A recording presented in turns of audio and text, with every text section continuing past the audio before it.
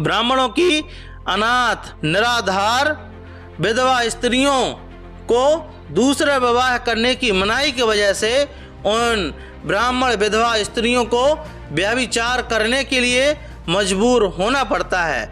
इसका परिणाम कभी कभी यह भी होता है कि उनको गर्भपात और भ्रूण हत्या, बाल हत्या करने के लिए मजबूर होना पड़ता है।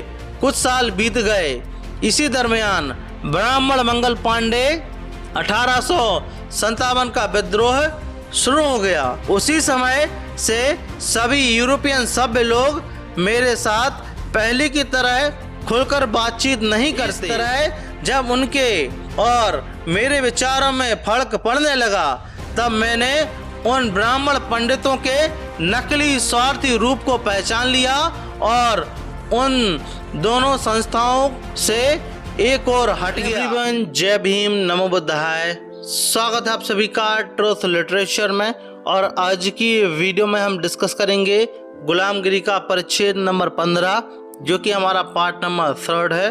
और हम प्रयास करेंगे इस चैप्टर को हम पूरा खत्म कर सकें। तो आइए शुरुआत करते हैं। और लिखते हैं महात्मा फूले जी, बोलते हैं ढोंडीराव कि तात, क्या यह बात सच है कि आपको अपने लिए सभी लोगों के आगे आगे करने की आदत नहीं है, इसलिए आपकी किताब बिकती नहीं है? तो महात्मा फूले जी इसका जवाब देते हैं, बोलते हैं कि अरे मेरे बाप, अच्छा काम करने को सफल बनाने के लिए बुरे इलाज नहीं खोजने चाहिए, वरना उस काम के अच्छेपन को ही धब्बा लग जाता है। उन्होंने मेरी एक किताब नहीं खरीदा, इसलिए क्या उससे मेरा कुछ नुकसान हुआ है? नहीं, लेकिन अब इसके बाद मैं उस तरह के घटिया लोगों के सामने किसी भी प्रकार की अर्जी करना पसंद नहीं करूंगा। मैं उनका निषेध करूंगा। मैंने पढ़ा है कि किस तरह से हमने अपने उत्पन्नकर्ता पिता पर किस तरह से निर्भर रहना चाहिए, इसलिए मैं उसका 3 बार धन्यवाद करता हूँ। यह महात्मा फूले जी बोलते हैं। फिर आगे बोलते हैं ढोंडीराव, तात, बाद में आपने जब ब्राह्मण आदि जाति की लड़कियों के लिए स्कूल की स्थापना की थी, उस समय सरकार ने मेहरबान होकर आपको बड़े सत्कार के साथ एक शॉल भेंट की थी। बाद में उसी तरह आपके अन्य अछूतों के लिए स्कूल की स्थापना करके उसके लिए कई ब्राह्मण से सहायता ली थी और उन सभी स्कूलों में बड़े जोर शोर के साथ पढ़ाई लिखाई शुरू कर दी गई थी। लेकिन बाद में बीच में ही वह काम अचानक एक और रखकर दूर हट गए। बाद में कुछ साल बीत जाने के बाद आपने सभी यूरोपियन लोगों के घर में आना जाना एक तरह से बंद जैसा ही कर दिया था। इसकी वजह क्या हो सकती है? तो ज्योतिबा इसका जवाब देते हैं और बोलते हैं कि मैंने ब्राह्मण आदि जाति की लड़कियों के लिए स्कूल शुरू कर देने की वजह से सरकार को बड़ा आनंद हुआ और उन्होंने मुझे एक शॉल भेंट कर दी। यह बात बिल्कुल सच है, लेकिन मुझे जब अछूतों के लड़के लड़कियों के लिए स्कूल शुरू करने की आवश्यकता महसूस हुई, तब मैंने उस काम के लिए कई ब्राह्मणों को सदस्य बनाया और वे सभी स्कूल ब्राह्मण के हाथ में सौंप दिए। जब मैंने अछूतों के लड़के लड़कियों के लिए स्कूल शुरू किए, तब उस समय सभी यूरोपियन गृहस्थियों ने मुझ पर बड़ा मात्रा में अर्थ सहायता की। उन उदार गृहस्थों में रेवेन्यू कमिश्नर रिव्यूज साहब ने जो अर्थ सहायता की, उसको मैं कभी भूल नहीं सकता। उन उदार गृहस्थों ने मुझे सिर्फ अर्थ की सहायता ही की है, ऐसी भी बात नहीं है, बल्कि उन्होंने अपना महत्वपूर्ण धंधा संभालते हुए उन अछूतों के लिए स्कूल में बार बार आकर इस प्रकार में बार बार पूछताछ करते थे कि उन छात्रों की पढ़ाई लिखाई में कितनी तरक्की की है। उसी प्रकार छात्रों को पढ़ने के लिए प्रेरित करना चाहिए, इसलिए वे लोग बड़ी कोशिश करते थे। इसलिए उनके उपकार के छात्रों में रग रग में समाये हुए हैं।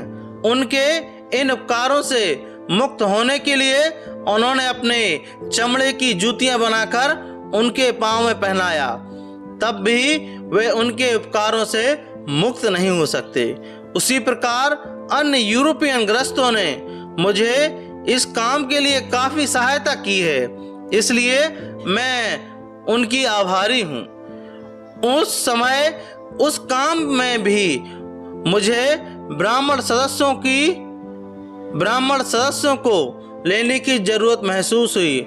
उनके अंदर की बात किसी समय में बताऊंगा, लेकिन बाद में जब मैंने उन स्कूलों में ब्राह्मणों के पूर्वजों के बनावटी धर्मशास्त्रों में लिखाई गई धूर्तता बातों के संबंध में जब उन छात्रों को पढ़ाना समझाना शुरू कर दिया, तब उन ब्राह्मणों में और मेरे में अंदर ही अंदर बोलचाल में बेनकाब बढ़ता गया।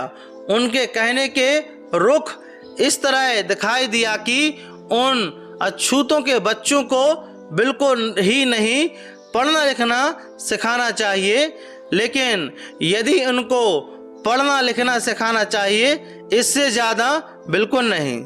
लेकिन मेरा कहना यह था कि उन अछूत बच्चों को अच्छे दर्जे का पढ़ना लिखना सिखाकर उनमें इतनी क्षमता पैदा करे कि वे अपना हित अहित स्वयं जान सके। अब अछूतों को पढ़ना लिखना नहीं सीखना चाहिए, यह कहने में उनका स्वार्थ क्या हो सकता है। उनके मन की बात को निश्चित रूप से समझ लेना आसान नहीं है, लेकिन यह हो सकता है कि ये लोग पढ़ लिख कर बुद्धिमान बनेंगे, ऐसा उनको लगता होगा। और यह भी लगता होगा कि हमारी तरह ही इनको पढ़ने लिखने का मौका मिला, सही ज्ञान प्राप्त हुआ और उनको सच में झूठ में फर्क समझ आया, तब वे लोग हमारा निषेध करेंगे और सरकार में वफादार अनुयायी बनकर हमारे पूर्वजों ने उनके ऊपर और उनके पूर्वजों पर जो जुल्म किए, जो जातियां की, उस इतिहास के पन्ने पढ़कर अपना पूरी तरह से निषेध करेंगे। यही उनकी भावना हो सकती है। इस तरह जब उनके और मेरे विचारों में फर्क पड़ने लगा, तब मैंने उन ब्राह्मण पंडितों के नकली स्वार्थी रूप को पहचान लिया और उन दोनों संस्थाओं से एक और हट गया। अब उसके लिए कुछ साल बीत गए। इसी दरमियान ब्राह्मण मंगल पांडे 1857 का विद्रोह शुरू हो गया। उसी समय से सभी यूरोपियन सभ्य लोग मेरे साथ पहले की तरह खुलकर बातचीत नहीं करते, बल्कि वे मुझे देखते ही चेहरे पर मायूसी लाने लगे। तब मैंने भी एक तरह से उनके घर पर आना जाना एकदम बंद कर दिया। ढोंडीराव आगे बोलते हैं, तात ब्राह्मण मंगल पांडे की बदमस्ती की वजह से उन यूरोपियन लोगों ने हम जैसे निरपराधियों को नजरअंदाज किया है और वे लोग हमको देखते ही अपने चेहरे पर मायूसी लाने लगे। यह उनके उदारवादी दृष्टिकोण को और उनके बुद्धिमानी को शोभा नहीं दे रहा है। उसी प्रकार हमने ब्राह्मणों की विधवा नारियों गर्भपात आदि जघन्य अपराधी कृत्य नहीं करना चाहिए। उन ब्राह्मण विधवा गर्भधारणी नारियों ने गुप्त रूप से पुरुषोत्त होना चाहिए। इसी के लिए हमने अपने घर में उनकी पूरी व्यवस्था की है और उस काम के लिए हमने अपने सरकार से किसी प्रकार की सहायता नहीं मांगी। उसी प्रकार उस काम में नाम मात्र के लिए ब्राह्मण सदस्यों से कुछ ना लेते हुए यह कार्य हमने अपने स्वयं के खर्चे से चलाया है, यह सवाल पूछ रहे हैं। तो ज्योतिबा जी इसका जवाब देते हैं, बोलते हैं कि अपने सरकार के बारे में कहा जा सकता है कि जिधर हम उधर हम। इसी प्रकार की, क्योंकि अछूतों को छूने का अधिकार नहीं होने की वजह से स्वाभाविक रूप से उनको सभी प्रकार के काम धंधे करने के दरवाजे बंद हो गए हैं और उसी की वजह से उन पर अपने पेट की आग बुझाने के लिए चोरी डकैती आदि अवैध काम को करने की नौबत आती है।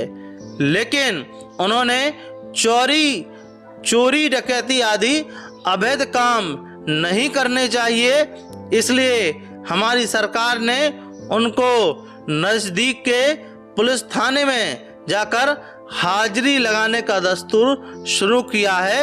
यह बहुत ही अच्छा काम है। लेकिन ब्राह्मणों की अनाथ निराधार विधवा स्त्रियों को दूसरा विवाह करने की मनाही की वजह से उन ब्राह्मण विधवा स्त्रियों को व्यभिचार करने के लिए मजबूर होना पड़ता है। इसका परिणाम कभी कभी यह भी होता है कि उनको गर्भपात और भ्रूण हत्या बाल हत्या करने के लिए मजबूर होना पड़ता है। इन तमाम बातों को हमारी न्यायी सरकार अपनी खुली आंखों से देखती रहती है, फिर भी मतंग रमेशियों की तरह उन पर निगरानी नहीं रखी जा रही है। यह कितना बड़ा आश्चर्य है। क्या यह अन्याय नहीं है? हमारे सरकार को गर्भपात और भ्रूण हत्या करने वाली ब्राह्मण विधवा स्त्रियों की अपेक्षा चोरी डकैती करने वाले मतंग महान लोग ज्यादा दोषी दिखाई देती हैं।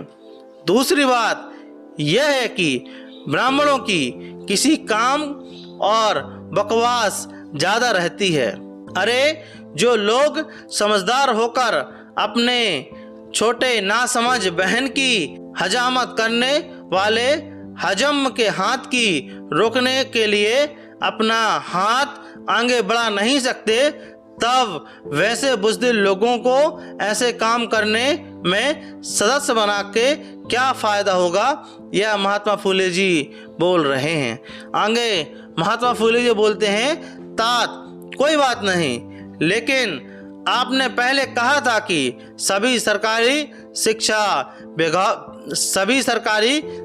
विभागों में जो कुछ अवस्था फैलाई गई है, इसका क्या मतलब है?